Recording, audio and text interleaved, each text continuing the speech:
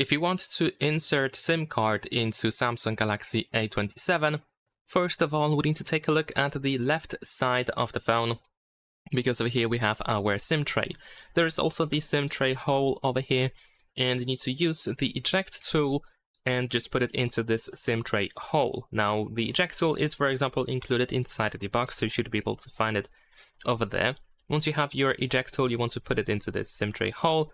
So first, make sure that it is in as much as it can possibly go without actually pushing it.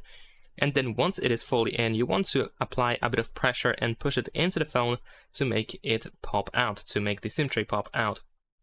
And then we can use our fingernails or fingers in order to remove the SIM tray from the phone. And this is how the SIM tray looks like. This is, of course, the top side. Here we have two SIM card slots, where one SIM card slot is actually a hybrid slot, which means that you can use either SIM card number 2 or you can use the micro SD card. Now, in this case, I'm going to show you how to insert SIM cards. So here we have SIM card slot number 1. This is the first slot. We just need to put it in. It goes in very easily, but also it is very, very loose. So you want to be careful with your SIM. You don't want to accidentally drop it and lose it, especially while trying to insert the SIM tray back into the phone. So please be careful with that. And here we can insert the second SIM. So let's quickly do so. In this case, you might even hear a little click if you properly insert the SIM. So let's see. There we go. Of course, you want to make sure that SIM cards are fully inserted.